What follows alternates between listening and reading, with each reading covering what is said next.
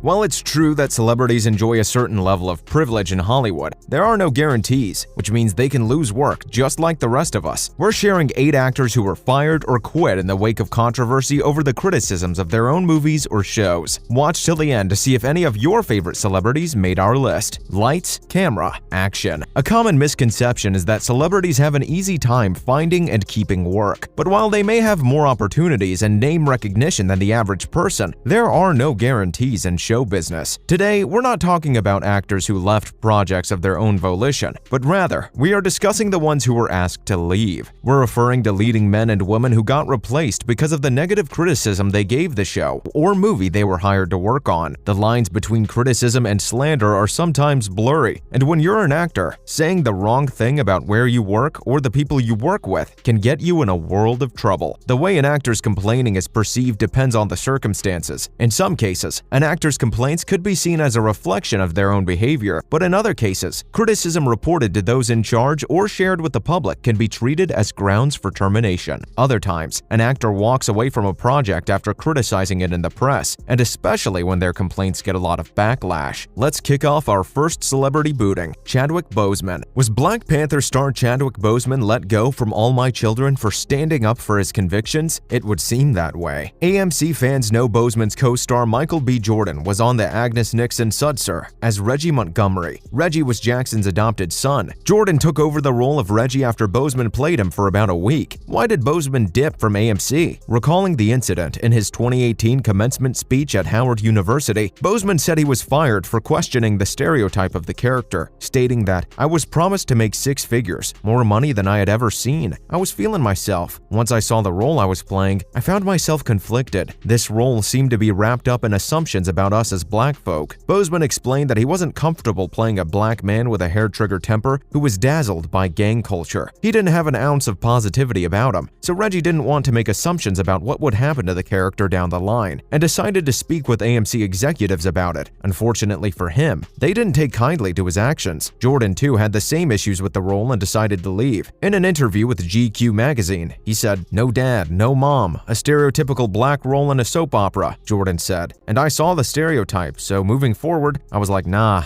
those are the roles I don't want to play." A star who has repeatedly talked about being fired from a starring role is Julianne Moore from the biopic Can You Ever Forgive Me? Moore was originally cast to play writer Lee Israel in Can You Ever Forgive Me? But Melissa McCarthy ended up being swapped in for the role, which ended up earning McCarthy an Oscar nomination. It seems that Hollywood's age-old excuse of creative differences is to blame, with director Nicole Holofcener. It would seem Moore's comments about Holofcener's Lee didn't sit well with the director. Moore told Cohen on Watch What Happens Live, "I didn't leave that movie. I was fired. Nicole fired me. So yeah, that's the truth." Richard E. Grant, one of the film's co-stars, added more info about Moore's firing while chatting with the Daily Mail, revealing that Moore wanted to wear a fat suit and fake nose to look more like Israel, but Holofcener didn't want that to distract from the story. Another celebrity whose differences they had with the director made headlines is Megan Fox. Over 10 years after her departure from the Transformers franchise, Megan Fox has admitted she regrets the behavior that led to her firing, describing it as a low point in her career. She explained to Cosmopolitan that all she had to do was apologize, which she refused to do. "I was so self-righteous at 23, she said. "I couldn't see that it was for the greater good. I really thought I was Joan of Arc. What did she have to apologize for?" After comparing Michael Bay to Hitler, she was fired from the Transformers franchise. The move may have been influenced by executive producer Steven Spielberg, who was rumored to have been displeased with her comments. At the time, she told Wonderland magazine, "He's like Napoleon, and he wants to create this insane, infamous madman reputation. He wants to be like Hitler on his sets, and he is, so he's a nightmare to work for." Bay later revealed that the two were back on good terms and described her as family, so maybe she did get to apologizing after all. Someone who absolutely should have apologized for his slating comments is Charlie Sheen. When his career was at its apex, Sheen was making more money per episode than any other actor on television. He reportedly earned $1.8 million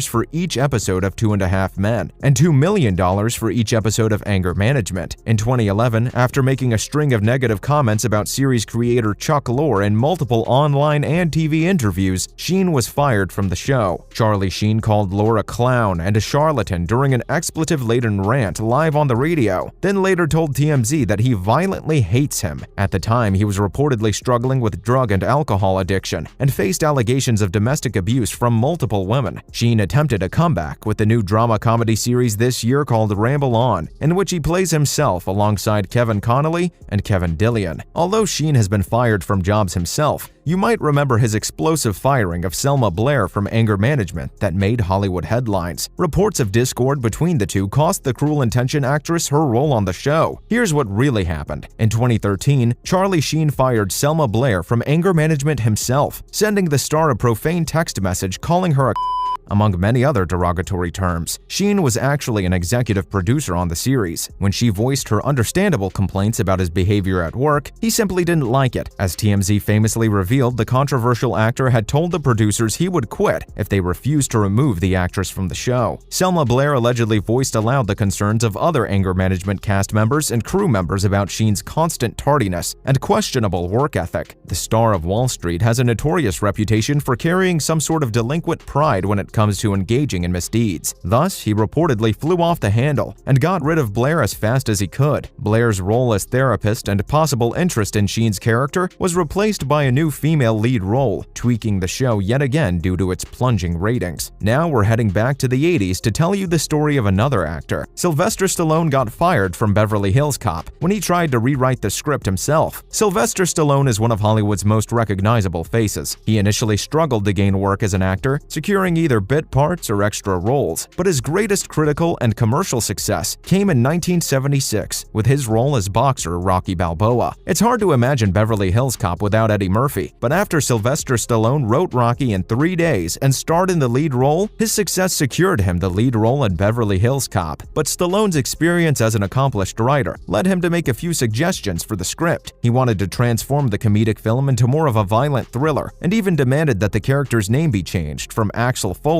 to Axel Cobretti. But these suggestions pushed the budget higher than Paramount wanted to spend on the picture. Less than 2 weeks before Beverly Hills Cop went into production, Stallone's contract was terminated. The film ended up being the top-grossing movie of 1984 and spawned 2 sequels. But on the bright side, his idea to turn Axel Foley into Axel Cobretti led him to write the role of Lieutenant Cobretti for the 1986 film Cobra. Since the death of Jim Henson in 1990, Kermit the Frog had been performed by longtime Muppeteer Steve Whitmire. However, Disney fired him in late 2016. Whitmire has said that there were 2 reasons why he was let go from Disney, but he wasn't specific about what they were. Now it's been revealed what the studio's reasoning behind the unusual casting change was: Whitmire's unacceptable business conduct. The business conduct problem appeared to stem from Steve Whitmire's communication style, which was described as overly hostile and unproductive. Apparently, his negotiation tactics also delayed production numerous times. Unprofessional behavior had supposedly been going on for a number of years, but since Whitmire did not address Disney's feedback to him, the studio finally decided to fire him. Steve Whitmire said in an interview that the main reason he was fired from the role of Kermit the Frog was because of his problems with his character on the short-lived Muppets TV show from 2015 to 2016. One specific problem Whitmire had with the TV show was a note left about a scene where Kermit lied to his nephew, Robin. Whitmire felt that Kermit wouldn't have lied to Robin because he was too compassionate. While this whole situation is unfortunate, at least Muppets fans can take comfort in knowing that Steve Whitmire left a unique mark on both Kermit the Frog and the entire Muppet family. Our last actor starred in the iconic show Cheers. Fans of the show still flock to streaming services to rewatch their favorite episodes. People came and went on the sitcom. It's how things go for the most part. However, Jay Thomas, who played Eddie LeBeck on Cheers, was killed off not too long after marrying Carla, played by Rhea Perlman, in a surprising plot twist. Why was he fired so abruptly? Well, he used his radio show to complain about having to kiss Rhea Perlman, the actress who played his on-screen love interest on the show Cheers. The show's co-creator promptly fired him because he insulted Rhea, which means he insulted all of us. So what do you think? Did they all deserve to get fired? Let us know in the comments below. Thanks for watching.